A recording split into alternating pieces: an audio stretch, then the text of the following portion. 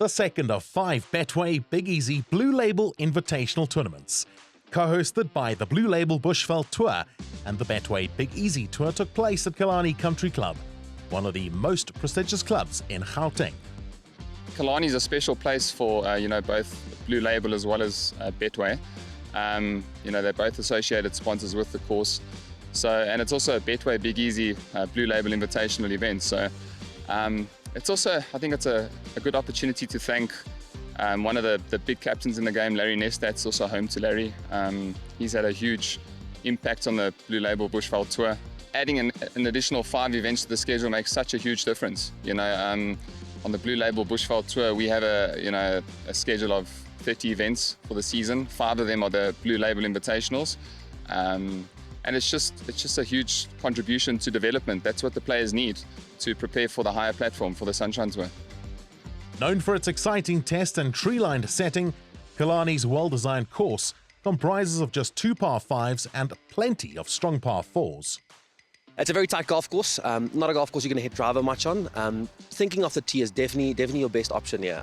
As we can see with the scoring this week, it's not a golf course we're going to see 20 under par. It's definitely thinking around this place and making sure your iron play is on point, I think is the most important part. We got the greens rolling around 12 this week, and I think the greenkeeping staff do deserve the biggest accolade of all of them this week. It's early mornings, as we know, it's winter in Gauteng. It's never fun for these guys around 4 o'clock in the morning, but I must commend them on the amazing job they've done. And it's always fun to host an event for professionals and hear the good feedback from them. Players competing on the Sunshine Tour's feeder circuit faced up to the challenge of this tricky parkland layout, where a high demand is placed on accuracy off the tee. Killarney's Championship Par 70 welcomed tomorrow's stars, and only 9 players carded in the red on a difficult opening day. Keelan Africa was one of those with a superb 68, and at 2 under par, he was in a 6-way tie for second place, along with fellow Papua Sokolum class member Tabiso Ngobo, who made a positive start to this 3-round event. The main thing is just keeping it in the short stuff and hitting as many greens as you can, and rather just letting the putter do the work. A course like this, I would say, you don't really need to hit a lot of drivers, just keeping yourself in play off the tee with some irons, and then, just giving yourself the best opportunity by looking at where the flags are and then going to the fat parts of the green and then just making some putts. Joe Sullivan was feeding off a solid start to the campaign, and the English professional signed for an impressive round of 67. Yeah, I played well, I hit the ball in the right spots. Putted really well all week, which has been really helpful. The greens are lovely, and if you leave it in the wrong spots, you can be in some tricky situations. Sullivan sat 1 stroke clear of Justice Mashego, Tristan Leonard, Leon Visser and Kian Kutzer, who shared second with Ngobo and Africa. 17 players, including Luke Joy, went under par in the second round. Joy, who is from Bournemouth in England, followed up his level par start with a 66. Yeah, really good today. Was definitely a little chilly this morning. Reminded me of home a little bit. Kind of the junior days of walking around and freezing my butt off for the first sort of 6 holes. And then, to be fair, I warmed up and my golf improved, to be honest with you. Nice to get a good round in on round 2. With a second consecutive 68, Tabiso Ngobo took his tournament tally to 4 under par. Very proud with my solid 2 days of golf. Did leave a few out there, but every golfer says that. But I think on a course like this, as long as you can, minimize your mistakes and just, keep your head on the ground and focus each shot at a time and not thinking too far ahead, you'll pretty much be up there. Despite relinquishing his place at the summit on day 2, albeit by the narrowest of margins, Joe Sullivan with a round of 69 was also at 4 under after 2 rounds. Didn't play my best golf second round, but putted well, and as I say, I hit it in the right spots, which is important around this golf course. So hitting it in those right spots, leaving myself chips not too difficult, is very important. So it was also great to see Hayden Portier starting to feel more at ease on the golf course after a difficult spell in the game, and the former Joburg Open winner made his move with a round of 5 under 67. It didn't really feel all too different to the first day. Feel like I just made a few more putts than I did in the first round. And, all of a sudden I found myself 5 under through 16, and I thought, okay, well, if we just steal one more, it'll be a really, really, really good day. Slade Pickering, on the other hand, showed that course management can lead to great reward at Killarney Country Club. And with a 64, the low round of the week, he shared top spot. Yeah, I started off a little bit slowly. I missed the 4th hole just short of the green and then failed to get up and down. But then birdied the 5th hole, and then from there, it just kind of flowed. Pickering, a winner last season on the Sunshine Tour's feeder circuit, and Porteous, along with a hungry chasing pack, were in position and relishing the battle that awaited the field on the final day.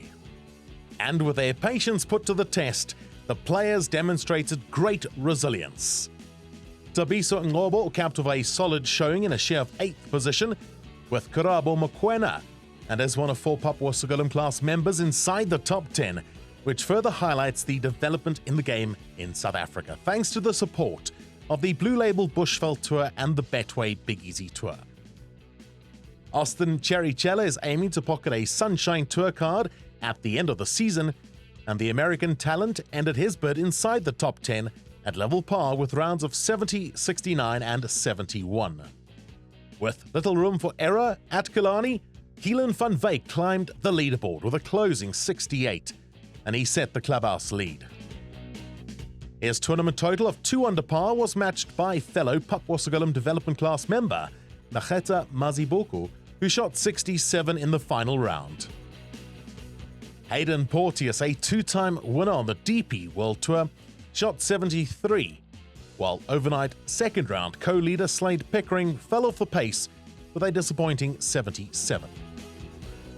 Tristan Leonard, meanwhile, set the new leading mark at 3 under par with a 68, and the talented youngster waited patiently while the remaining 3 groups finished their rounds. Luke Joy, playing in the final group, kept himself in contention, but he paid for a costly double bogey finish to end on 1 under par and in a share of 6th place with Ulrich van den Berg.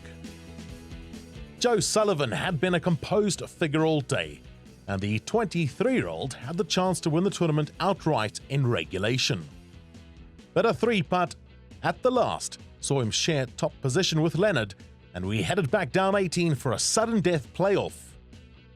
And with Leonard perfectly placed in the fairway at the par 4 after a solid tee shot, Sullivan looked to be in serious trouble down the left-hand side, but the Englishman produced a remarkable recovery approach.